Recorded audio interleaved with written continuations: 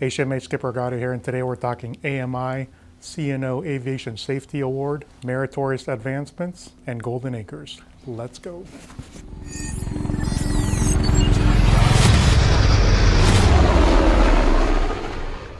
So we're done with AMI, and the good news is we passed. We passed with a score of 73, but that doesn't tell the whole story. So I wanted to give you my perspective on what we did well and what we can do better.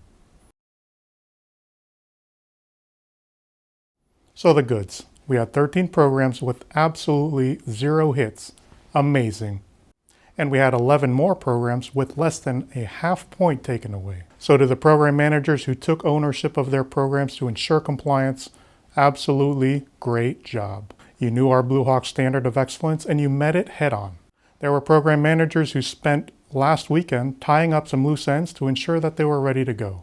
And sometimes that's what it takes. But they recognized that they weren't ready, fixed the problems, and it paid off. You also all completed 50 practical proficiency exams and 5 emergency response drills with only 2 practical exams graded as unsat. Great job. And we did all of that in a completely compressed timeline. We didn't have the luxury of our QA division giving each program one last look before the inspection. We were all underway for 5 weeks before having to reintegrate all of our combat elements back into the squadron before inspection time. We also dealt with a big blow to our manning due to COVID-19. And even with all of that, we passed. So on to the others. Unfortunately, we had 10 other programs that accounted for around 21 points deducted from our total. 5 of those programs had 2 or more points deducted from our total score. So we've got some work to do.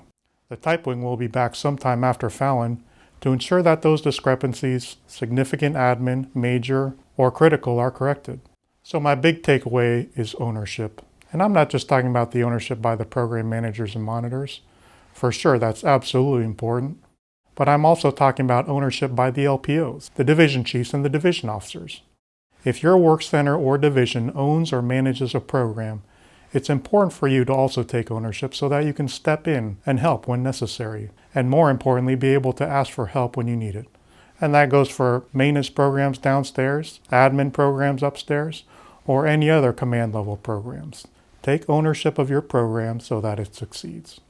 And while we did extremely well on our maintenance program assessment, or MPA, in November, it's imperative for us to sustain that great work and maintain our programs to the high level that they deserve, so that we can continue to fix and fly safe aircraft. So while we didn't necessarily meet our standard of excellence for every program, we passed the inspection. And for the most part, we had huge successes in the majority of our programs out there. I also want to point out that the inspection team wanted to let me know personally that the score doesn't tell the whole story. They have great confidence that we are flying safe aircraft, conducting maintenance properly, and have a great command climate and culture. So I don't want anyone to worry. I don't want anyone feeling that we're unsafe. Do we have some work to do? Absolutely. Can we do better? Of course we can. And it's how we perform from here on out that will define us. I have all the confidence in the world that our team will be stronger from this inspection. So that's AMI. Congratulations to everyone on passing the inspection.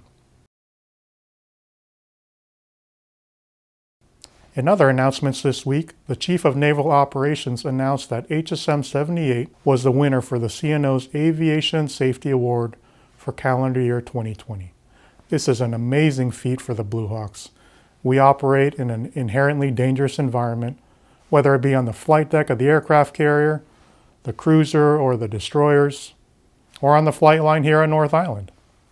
What we do is dangerous, and it's a testament to everyone's exceptional professionalism, your commitment to excellence, leadership, teamwork, and our culture of safety, which results in safe and effective flight operations each and every day. It's absolutely an all-hands team effort, whether you work upstairs in admin, downstairs in the ARO, and especially those who work in maintenance or fly in the aircraft. It's our culture that keeps us safe, but I do want to recognize our safety department who led us through calendar year 2020. Our safety department heads, Lieutenant Commander Hill and Lieutenant Commander Shepard, our ground safety officers, Lieutenant Compton and Lieutenant Merkley, and of course our safety petty officer, AT1 Schneider. Of course, our NATOPS and SAR officers and petty officers, and our maintenance department safety division of QA. Great job by everyone. Keep it up for 2021. It was also announced that the Blue Hawks won the Golden Anchor for fiscal year 2020 with the Commander U.S. Pacific Fleet Retention Excellence Award. That is recognition for having a great command climate that is so good that our shipmates want to re-enlist, stay in the Navy, and be part of this winning organization. So congratulations to everyone on making that happen. And I'd like to end this video by announcing our calendar year 2021 Season 1 Meritorious Advancements. Promoted on Thursday to Petty Officer 3rd Class LS3 Daniel Lorenzo and AM3 Andrew Ryan. Promoted to Petty Officer 2nd Class CS2 Joseph McKenna. And promoted to Petty Officer 1st Class AE1 Jacob Slauson. So that's it for today. We wrapped up an incredible week of AMI, won a couple of very big command level awards, and promoted extremely talented and deserving Blue Hawks to their next rank. I am extremely proud of each and every one of you for doing what you do day in and day out. You don't know how happy I am to come into work every morning and serve alongside all of you and seeing our team excel in our service to this nation. So thank you for setting the standard of excellence.